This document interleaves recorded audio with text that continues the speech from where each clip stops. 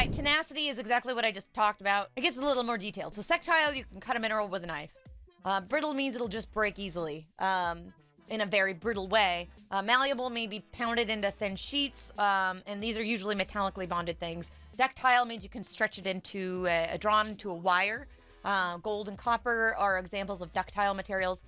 Selenite, which is a type of gypsum, is the most common example that I can think of in terms of minerals being able to be literally cut with a knife. I know there was another one Hikari recently told me about that it slipped my mind, but flexible minerals can be easily bent, like chlorite. Elastic can be bent, but will spring back into position. So this is plastic. Not that.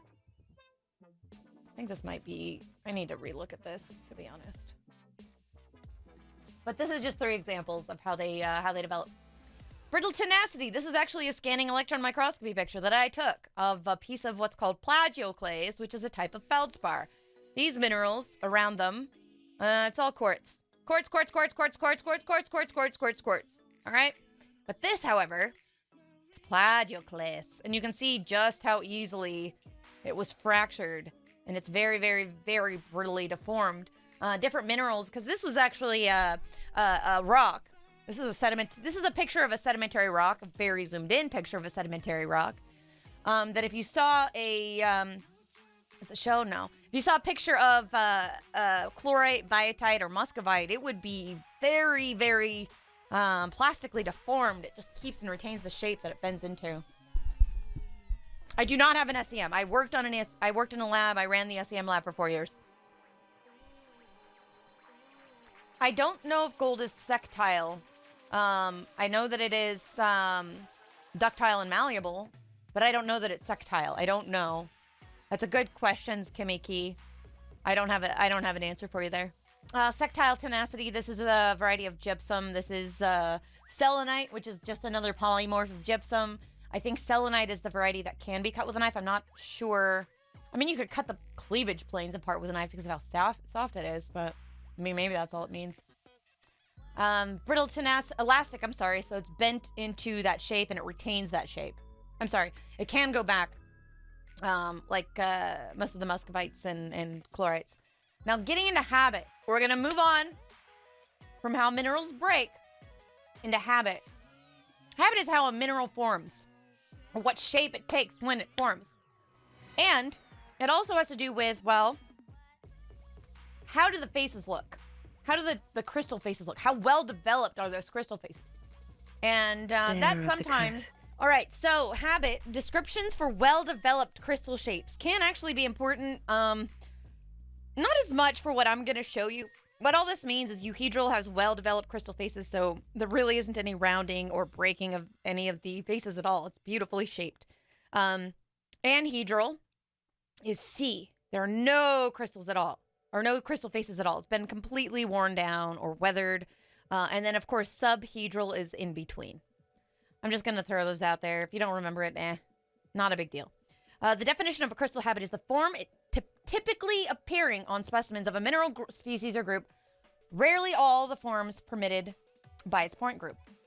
And they range from highly diversive calcite to never showing any faces at all, like turquoise. So turquoise is basically shapeless. It doesn't really form much of a shape. Anhedral is very different than amorphous. Amorphous means that it actually isn't a solid. Amorphous minerals are technically mineraloids because one of the definitions to be a mineral is that it is a solid. And, well, amorphous means that it flows very slowly over time, like opal. Opal is an example of an amorphous mineral. That's a great question. Yeah, but it's technically not as solid if it's amorphous. Not in mineralogy, Fragile. Glass is amorphous. Glass is indeed amorphous. And it's also not a mineral because it's man-made. Why does every rock pick that I think is really cool turn out to be glass slag or metal slag? I don't know. But in the case of mineralogy, Fragile, amorphous doesn't mean it's solid. Amorphous means it's a mineraloid. It's not a... Not in this case. We thought glass being amorphous was just a myth because old stained glass windows thicker at the bottom because they weren't as efficient. Yeah, it's because they weren't as efficient at making it, not because it actually flows. That's correct, Bryce. I don't do anything with, oh, Fulgurite? What about it? I've got a sample.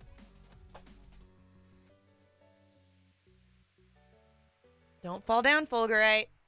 Fulgurite is lightning struck sand or sediment that instantly liquefies around the path of the lightning bolt, and the outside of it is has some of the sand particles that have basically adhered to the that liquefaction of sediment very quickly as it re-solidified. And then the path, it's hollow also in the inside and very, very glassy. I love my Fulgurite. It's one of my prized samples in my collection. I love it. It's just such a cool thing that forms on the earth. You loved geology in high school? It was one of your favorite classes? I wish that they taught it at the high school that I went to. You only say, you say schist at work. Obsidian is naturally occurring in amorphous and solid, and it's a rock, not a mineral. No, rocks are made up of minerals. Rocks are made up of minerals. You at least have to have more than one. But because the magma in the case of obsidian cools so quickly, none of the minerals have time to form at all. And that's why it's obsidian or volcanic glass sometimes. All right, let's see. Systematic patterns can be described with granular, parallel. I think I skipped something. Oh, yeah. So basically, habit is most important to understand in terms of this is the shape this mineral will always grow into given the appropriate conditions. Now, in some cases, certain minerals will grow and fill cavities, and in those cases, they might actually just take the shape of that cavity. Quartz is a very good example of this because agates, for example. In fact, I'm going to use the necklace you made for me, Nini, as an example, because I really don't collect agates otherwise. But microcrystalline quartz, apparently I can't untie a knot. Oh, reniform is a cool word too. That is a type of habit. So in the case of minerals growing, let's say you've got, you see all those different, I don't know if you can see that pendant. The pendant's polished, but you can see different growth, different bands of growth in there. And that's because it filled the space that it could, and it's got different colors because when it was growing in that little space, it picked up different elements that changed the color. That is as close up as we can get it. Slater, I don't have a macro lens. Oh, I'm so sorry. Oh gosh, my scene. I'm so sorry. You're right. My bad. I'm so sorry. Here is the, oh, that's the Fulgurite. Oh my goodness. Did you not see the Fulgurite?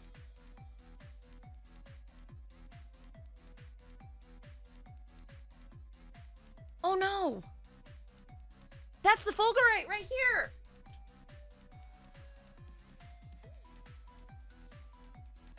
You can see the hollow center.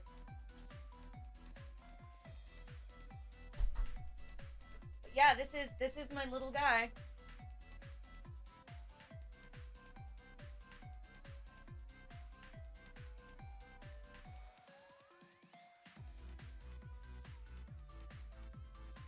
You can see the hollow shape that it took. That's the lightning path. Yes, that is the thing that's made when lightning hits sand. Yep. That is exactly right, Aardvark. To Quartz. So, can you evolve a Pokemon with it? I don't know. Fulgurite? Is that in any of the Pokemon games? I haven't seen it in any of the Pokemon games. Yay! Peppa Brim Brim! Yay! I love you, little bro. You're such a good sport. All right, so Quartz. A lot of people think Quartz is always like this. Right? And that's a beautiful specimen. That is the habit of quartz. It actually has a hexagonal structure. And you can see that because it has 6 sides. This is another piece of quartz. I got a littler one to show you. It's broken here, but you can tell that there are 6 sides. You see that? That hexagon? Yeah, I know. The one was big. The other one was huge. So that is why it's called hexagonal. It's because it actually has 6 sides. All right. There's more into why it's hexagonal. Again, I'm going to go into the crystal classes, not today. But this is also quartz right here. But people refer to this as an agate typically. It's a microcrystalline form of quartz. It's also polished. But you can see the growth bands. You guys see that? Do you see the growth bands? And this is the reason it isn't the same shape as the other quartz is because it didn't have the space to grow. It grew in a very, very different way than that one did. So, despite the fact that crystals or minerals can form specific shapes and have a very specific crystal system that they grow in, they don't always look like that. They can have a very small shape, a space to fill that makes them grow in a different way. So in that case, we could call them massive if they're structureless because they're just not massive in size, not like, oh my God, that's gigantic. It's massive because it's structureless. Doesn't really have a shape. You think about that cave in Mexico, that's actually selenite in Cadu. Yeah, Agate is just quartz, but it's pretty quartz. So in Cadu, that cave is actually selenite, which is, what's that?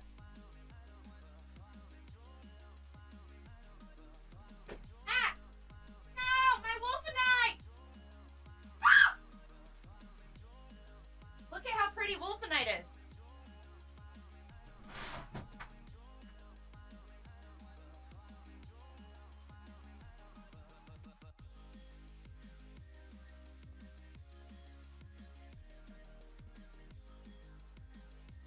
Okay, but this is selenite.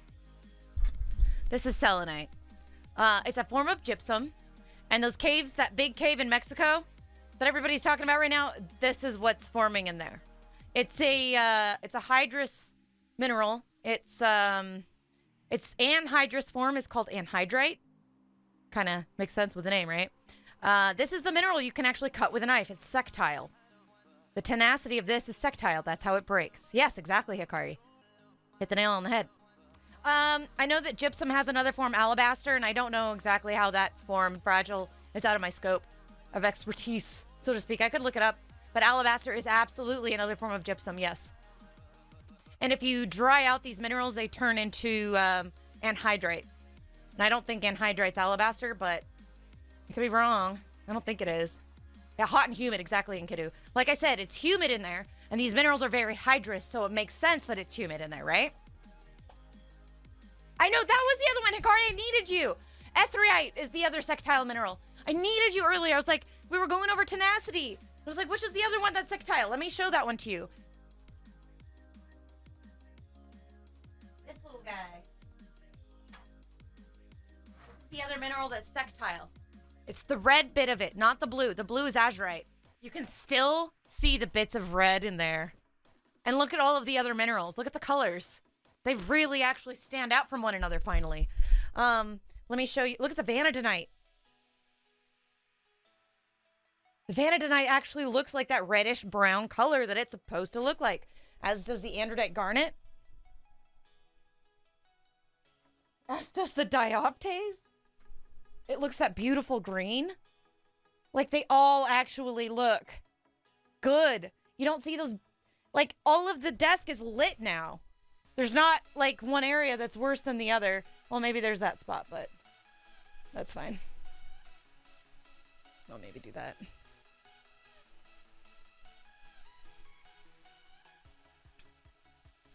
Yeah, that's fine. Whatever, it's a lot better than it was. So yeah, my dioptase. Mimetite. It actually looks so gorgeous now. Amethyst. This is another part. This is actually another type of quartz. It just has iron in its crystal lattice, but there's so little of it that you can't actually put it in the formula. It's just trace amounts. I mean, God, there's wolfenite. Like the colors actually look like the colors now. Celestite.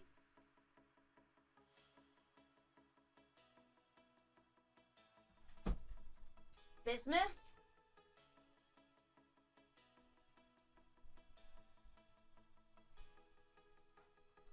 Look at that. You can actually see the colors in there accurately. There's a little bit of that rose gold color in there that I really like. It actually looks exactly like it looks in person, finally. I finally got the colors right. It makes me so happy. This is my favorite side. You can see all the different shapes. Yeah, it is bismuth fragile. That is correct. That is correct. All right. Trying to see what else I want to go over with you guys. Good God, it's already 9:13. We've gone over habit. These are just different terms you can describe habit. Here, I'll just make that bigger. Okay, the text is terrible, but fibrous, acicular, radiating or globular, laminar or foliated, bladed. It's like actinolite or even kyanite could be bladed. Granular would just be kind of big, massive, I guess. And that's more of a rock description, not mineral. Dendritic that would be some forms of aragonite can be dendritic. Botryoidal. I've got some samples of hematite that are botryoidal, like this. And I'll show you on the camera. Coliform or stalactitic. Chalcedony is another microcrystalline form of quartz that really looks spectacular under polarized light in a microscope. Ooids are just little round things, but oolitic typically has to do with sedimentary rocks, but not always. Those are just some of the common names. Graniform, botryoidal, they're radiated. Yep, all of them are there. Euhedral crystals, again, are not as rounded. This would be nice shaped crystals that don't have any edges that are broken off or rounded off. Subhedral would be, there's some some of the sides are kind of broken, but you can still see some of that crystal shape. And then subhedral would be like subhedral's in between. And then anhedral would be shapeless. You can't really see much. Habit is, again, these are just more terminology to describe various types of mineral growth. And cleavage, we've gone over this, is how it's a plane of weakness on the atomic scale, and that breaks preferentially. We saw that with calcite when I did that on stream the other day. You can identify this via the Miller indices, but we really don't deal with that as much anymore. And I don't even know, unless you're in a 300 level geology class, you're not going to be taught that for the most part. You can use the number of cleavage planes and the angles between them to actually determine specific crystal classes. For example, there are two minerals. There's hornblends and pyroxene. They are very similar in almost every way except the angle between their cleavage planes. And that's basically the best way to identify it.